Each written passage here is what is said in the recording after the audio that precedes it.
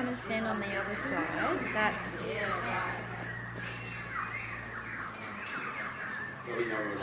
Yeah, okay, no worries. So, you ready? I'm glad you found an undercover spot. Okay. All right.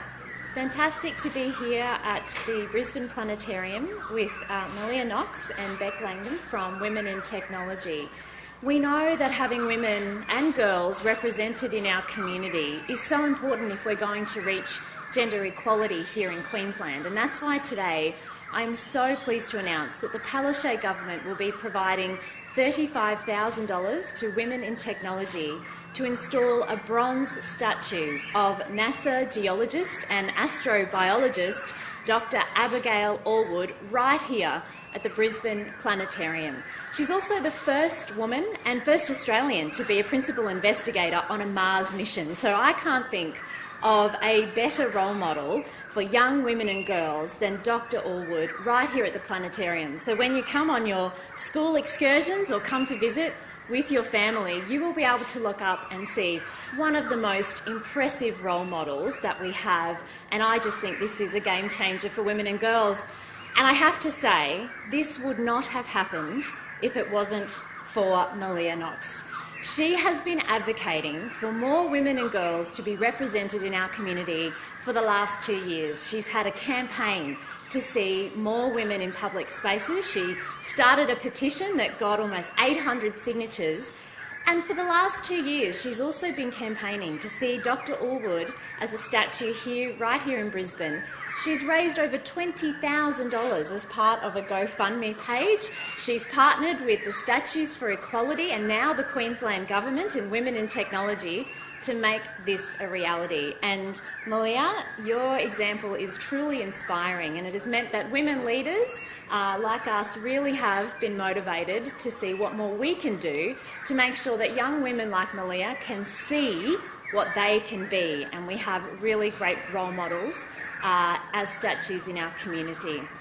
The Palaszczuk government is absolutely committed to making sure that women and girls reach their full opportunities, and just a couple of weeks ago we released our new women's strategy, and I can't think of a better way to kick off that women's strategy than this announcement today, with Dr. Abigail Allwood being in a bronze statue right here at the Brisbane Planetarium. I'll hand over to Beck and then we'll hear from Malia. Thanks, Minister. Women in Technology is so incredibly thrilled to be working with Malia in bringing this program to light. We have a 25-year rich history of creating a community for women, and we focus on mentoring programs and board readiness and things that help women see women that have come before by having a statue that's etched in history and having that focus on diversity. We need to encourage more girls and women into STEM careers, STEM roles. There is an absolute human element that comes to technology and sciences and all things STEM, and women are going to be paving the way for that. Malia has been able to highlight to us that when we look around, quite often we're seeing male role models, but not so much of the female. This is so incredibly important for the future and for our economy. So thank you, Malia, and thank you to the state government for recognising this important initiative.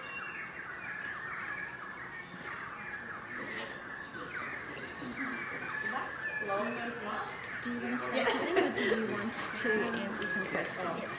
All right. Do you want us to ask you questions? Yeah. Yeah, we can do that. You're a pro, you've done this before. Right. Cool. Do you want to take one little step closer to the microphone? Perfect, thank you. Right, are you excited to know that it's finally happening, you're getting that statue? Yeah, I'm very excited because before, the Brisbane Planetarium, there are 0 statues, pictures and plaques of women in the planetarium, and it's very exciting that there's finally going to be a statue of a woman right here. Can you tell us what you want to do as a career in STEM? You're interested in STEM, are you? Yeah? Yeah? Well, I want to be a marine biologist. Cool. Do you hope to one day have your own statue then? Well, maybe. Yeah, okay. Who would you like to see next?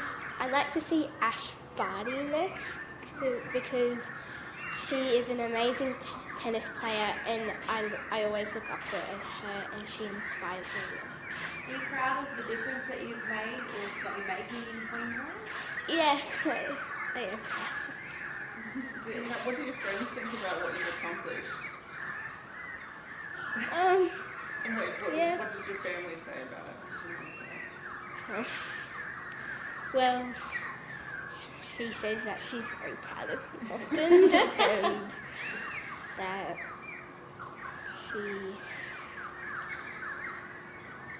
Are you surprised by the reaction? You know, you started out with this campaign with something quite small, I guess, and it's... Yeah, it's kind of growing and I'm very surprised that there's finally going to be one and surprised how far I've made.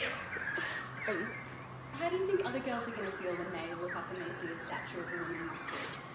I think they're going to feel happy that there's a statue of a woman instead of just men everywhere and they can kind of see themselves, I guess. Yeah. And can you tell us a little bit about why you started this campaign? I started this campaign so there can be more statues, pictures and plaques of women in Brisbane and Australia so that young girls like me can look up to them and know what they want to be when they grow up.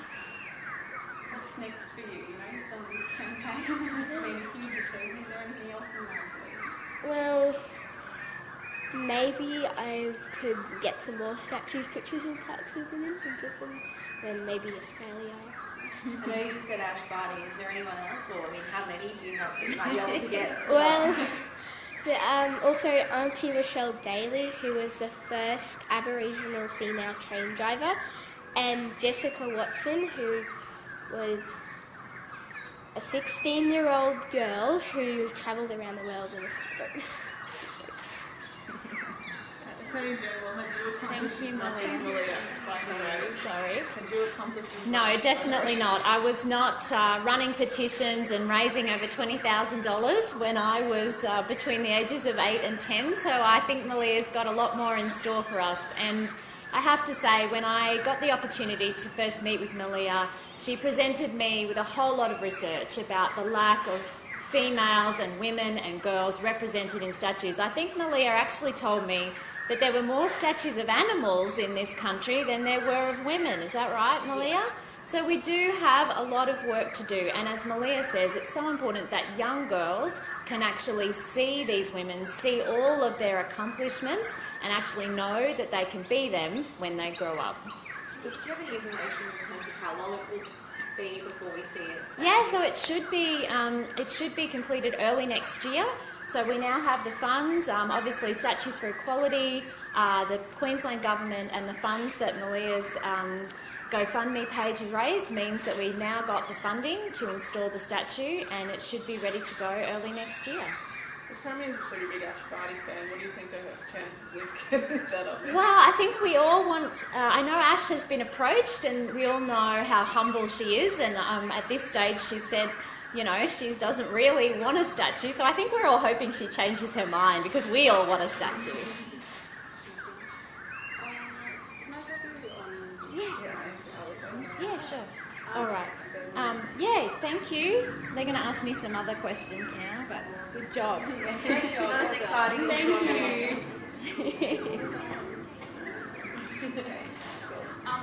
Just on point, we've seen a couple of those Delta Coronavirus cases pop up in Queensland. What does that mean for the state? Look, we obviously take the health advice from the Chief Health Officer. At the moment, of course, there has been no changes to any of the COVID restrictions. They will still ease next Friday, but of course we'll continue to take that advice from Dr. Gerard. And what about the mandates and all public service? So we're working through that, and again, we'll take the advice from the Chief Health Officer, and all of the departments are working with their workforce on those policies. On another issue, there's a push to have a review of suspensions and exclusions in schools and the ties to ongoing vulnerabilities. As the Attorney General, with obviously a risk prevention, what do you know, do they have a point here? Do we need to look at this? Absolutely, and the government has said that those policies will be reviewed, and we want every child to be getting an education. We want children to be learning. We want teachers to be able to teach. So those policies will be under review, and as I said, if there's anything that we can do to lower the amount of suspensions, then we're absolutely prepared to look at that. We want all of our children to be getting an education. They want more than an education review, though. They want something like a parliamentary review. Would you support that? Well, look, I think, along with my colleagues, I'll work with the Minister for Education, but I do understand that those policies are under review, so let's see what comes out of that. And again, we want all of our children to be making sure that they are able to access an education. And clearly, there are a number of reasons why these children are experiencing suspensions from school. Sometimes they're very short, and other times, obviously, they are longer. There is often a whole range of services and supports that we need to wrap around these vulnerable children, and we're very prepared to look at that. What are some of those reasons? Well, obviously, when, for example, as the Minister for Prevention of Domestic Violence, when children experience violence at home, they're much more likely to act out at school. So we have to make sure that we are supporting and intervening earlier for these vulnerable young children, making sure that our schools and teachers are equipped to handle that behaviour. But at the end of the day, we want the rest of the kids to be able to get that education too. So it does require a balance, but we are reviewing these policies, and we do want to make sure all kids are getting an education. Were you surprised when you saw the statistics just how much higher those vulnerable kids are facing suspensions and so forth? Yeah, look, again, we know if kids have, experiencing violence at home and other pressures that are happening at home, that's much more likely to play out at school. So again, I'm very supportive of a review to happen by the department to see what else we can do to lower those numbers. But not by Parliament? Well, that's really a discussion that we have to have, and I'm happy to have that discussion with the Education Minister. Just back on, sorry, the Director General of the TMR has issued his own directive for employees. Will the government step in and override that? Well, look, that's a matter. All of the Directors General are working with their own workforce and the Public Service Commission to make sure that those policies are now reviewed.